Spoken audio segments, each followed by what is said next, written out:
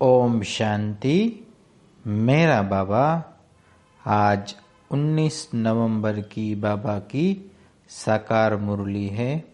बाबा कहते हैं, मीठे बच्चे, यह सारी दुनिया रोगियों की बड़ी हॉस्पिटल है। बाबा आए हैं सारी दुनिया को निरोगी बनाने। प्रश्न है, कौन सी स्मृति रहे तो कभी भी मुरझाई व दुख की लहर नहीं आ सकती है। उत्तर है, अभी हम इस पुरानी दुनिया, पुराने शरीर को छोड़कर घर में जाएंगे, फिर नई दुनिया में पुनर्जन्म लेंगे। हम अभी राजयोग सीख रहे हैं। राजाई में जाने के लिए बाप हम बच्चों के लिए रूहानी राजस्थान स्थापन कर रहे हैं। यही स्मृति रहे तो दुख की लहर नहीं आ सकती। गीत है, तुम ही हो माता, पिता तुम ही हो। ओम शांति। गीत कोई तुम बच्चों के लिए नहीं है, नए नए को समझाने के लिए है। ऐसा भी नहीं कि यहाँ सब समझदार ही है। नहीं, बेसमझ को समझदार बनाया जाता है। बच्चे समझते हैं हम कितने बेसमझ बन गए थे। अब बाप हमको समझदार बनाते हैं। जैसे स्कूल में पढ़कर बच्चे कितना समझदार बन जाते हैं। हर एक अपनी अपनी समझ से बैरिस्टर, इंजीनियर आदि बनते हैं। यह तो आत्मा को समझदार बनाना है। पढ़ती भी आत्मा है शरीर द्वारा, परंतु बाहर में जो भी शिक्षा मिलती है वह है अल्पकाल के लिए शरीर निर्वाह अर्थ। भल कोई कन्वर्ट भी करते हैं, हिंदुओं को क्रिश्चियन बना देते हैं। किस लिए? थोड़ा सुख पाने के लिए, पैसे, नौकरी आदि सहज मिलने के लिए, आजीविका के लिए। अब तुम बच्चे जानते हो, हमको पहले पहले तो आत्म अभिमानी बनना पड़े। यह है मुख्य बात, क्योंकि यह है ही रोगी दुनिया। ऐसा कोई मनुष्य नहीं जो रोगी नहीं बनता हो, कुछ न कुछ होता जरूर है। यह सारी दुनिया बड़े ते बड़ी हॉस्पिटल है, जिसमें सब मनुष्य पतित रोगी है। आयु भी बहुत कम होती है। अचानक मृत्यु को पा लेते हैं, काल के चंबे में आ जाते हैं। यह भी तुम बच्चे जानते हो। तुम बच्चे सिर्फ भारत की ही नहीं, सारे विश्व की सर्विस करते हो गुप्त रीति। तो मूल बात है कि बाप को कोई नहीं जानते। मनुष्य होकर और पारलौकिक बाप को नहीं जानते, उनसे प्यार नहीं रखते। अब बाप कहते हैं, मेरे साथ प्यार रखो।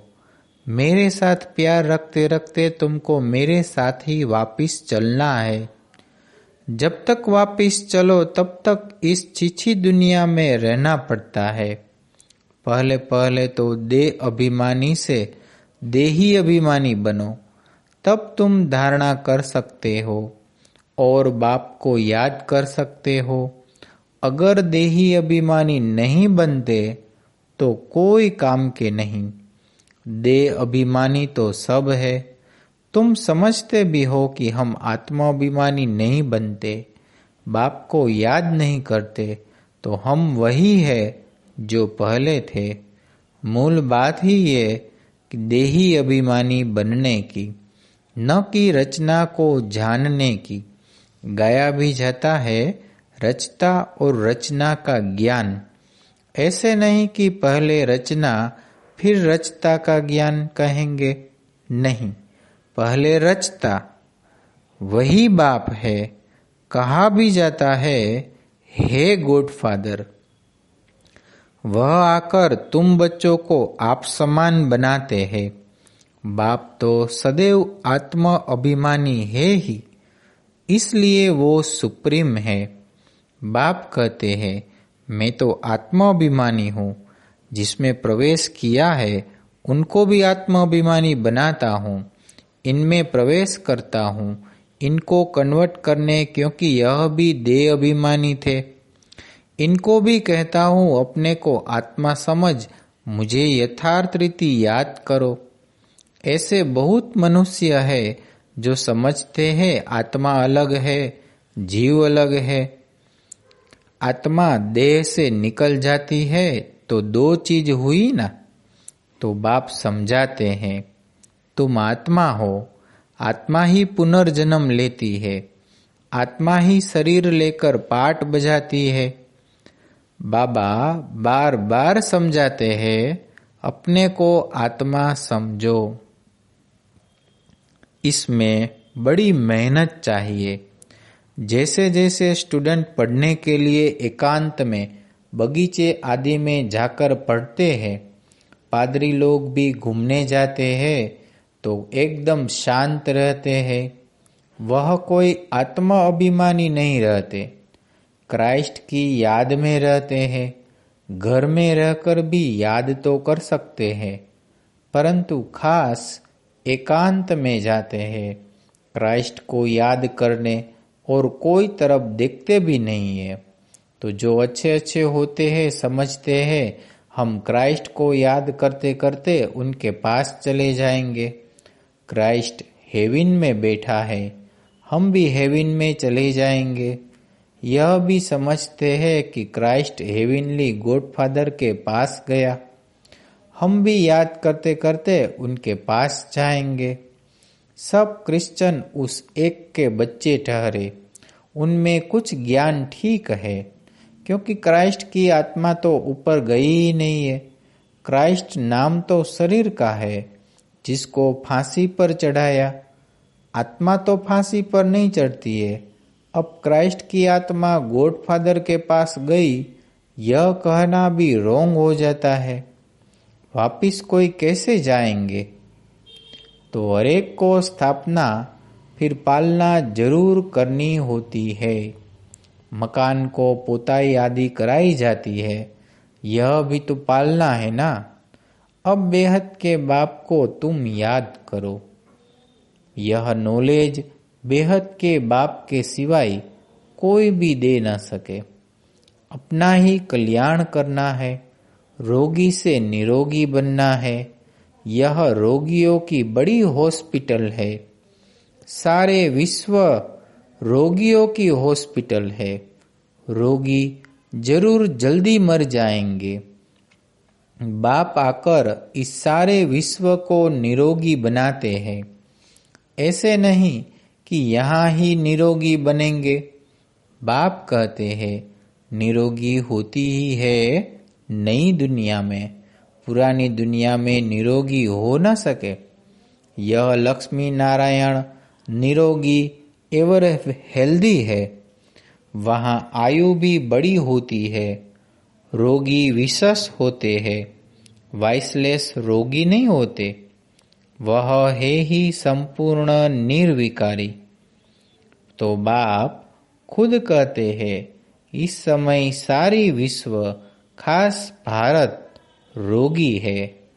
तुम बच्चे पहले पहले निरोगी दुनिया में आते हो, निरोगी बनते हो याद की यात्रा से।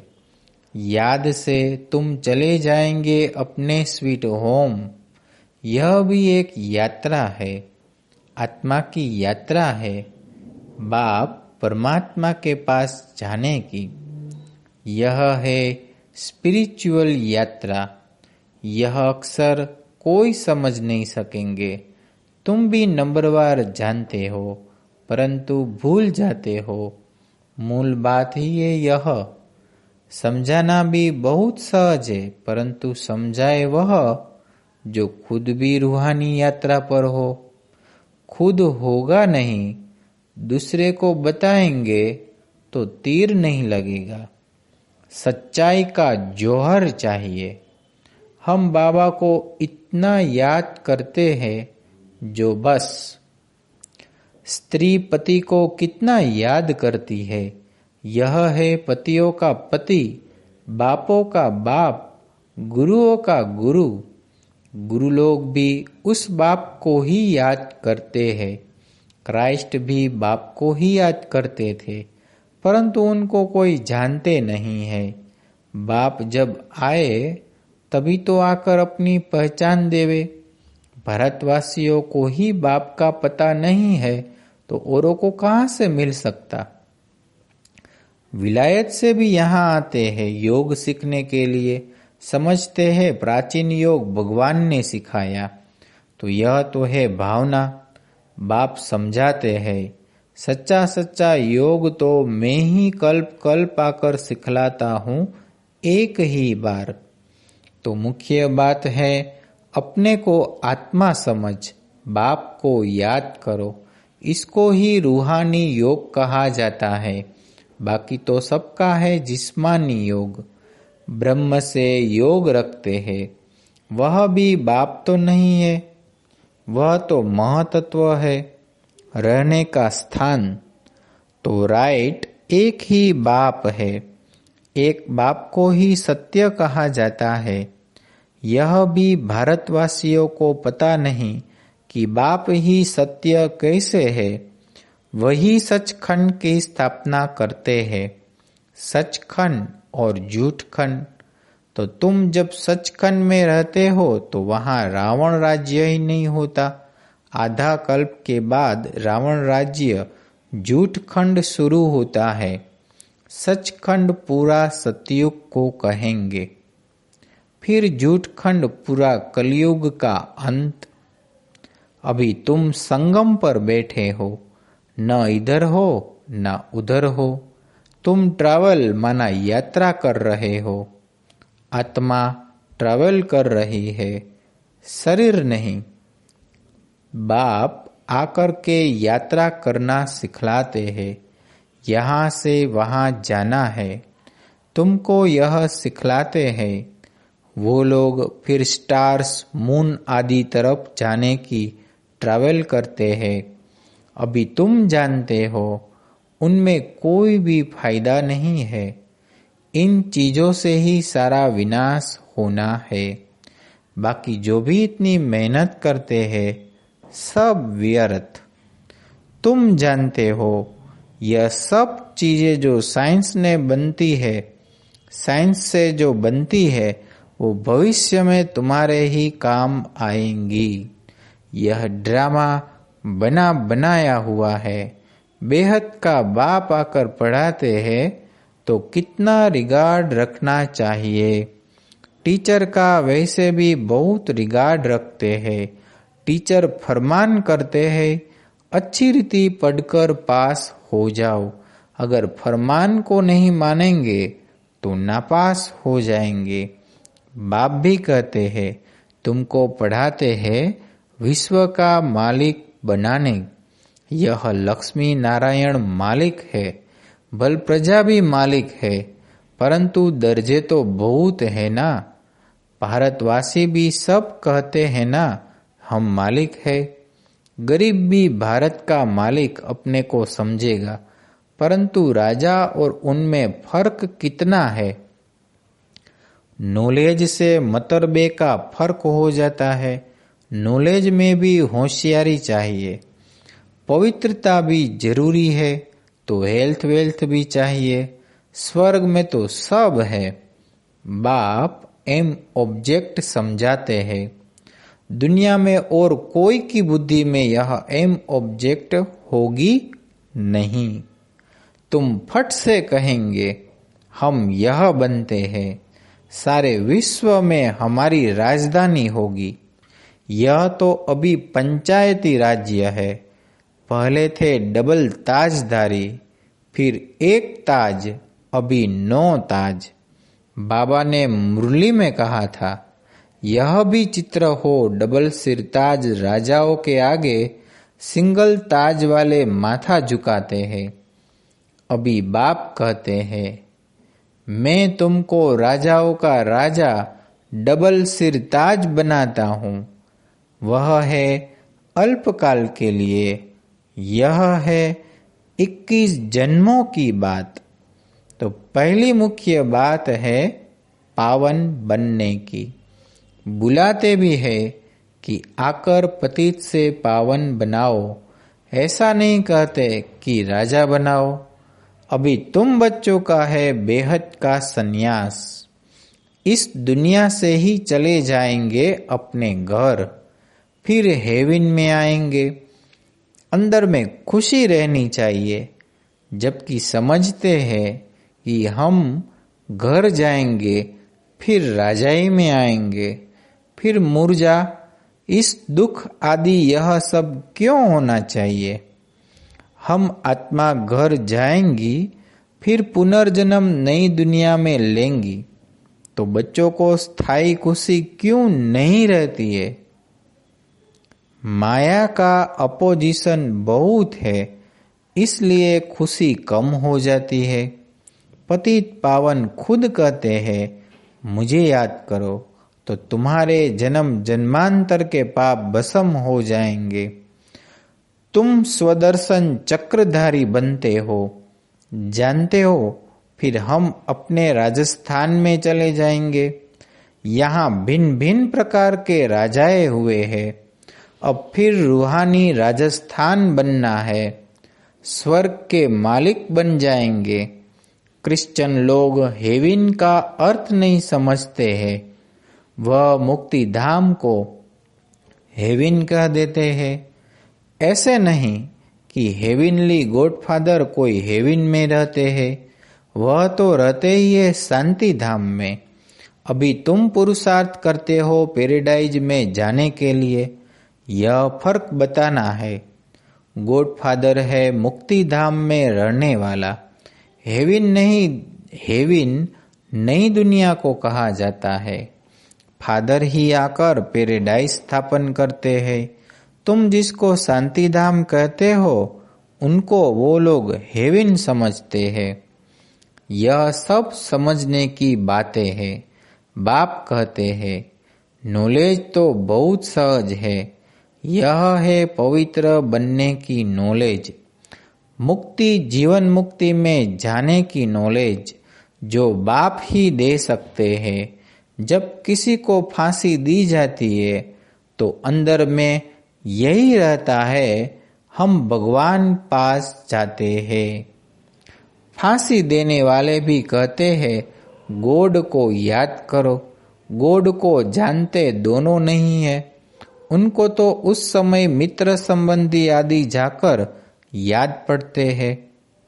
गायन भी है, अंतकाल जो स्त्री सिमरे। कोई न कोई याद जरूर रहता है। सतयुग में ही मोहजीत रहते हैं, वहां जानते हैं एक खाल छोड़ दूसरी ले लेंगे, तो वहां याद करने की दरकार नहीं रहती है। इसलिए कहते हैं, दुख में सिमरण सब करे। यहाँ दुख है, इसलिए याद करते हैं। भगवान से कुछ मिले, वहाँ तो सब कुछ मिला ही हुआ है। तुम कह सकते हो, हमारा उद्देश्य है मनुष्य को आस्तिक बनाना, धनी का बनाना। अभी सब निधन के हैं, हम धन का बनते हैं। सुख शांति संपत्ति का वर्षा देने वाला बाप ही है। इन लक्ष्मी नारायण की कितनी बड़ी आयु थी, यह भी जानते हैं। भारतवासियों की पहले पहले आयु बहुत बड़ी रहती थी, अब छोटी है। क्यों छोटी हुई है, यह कोई भी नहीं जानते। तुम्हारे लिए तो बहुत सहज हो गया है समझना और समझाना, सो भी नंबरवार है। समझानी हरेक की अपनी अपनी है। जो जैसी धारणा करते हैं ऐसे समझाते हैं।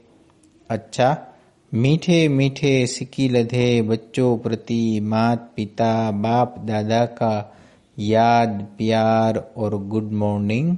रूहानी बाप की रूहानी बच्चों को नमस्ते। फिर धारणा के लिए मुख्य सार। पहली पॉइंट, जैसे बाप सदैव आत्म अभिमानी है, ऐसे आत्म अभिमानी रहने का पूरा पूरा पुरुषार्थ करना है।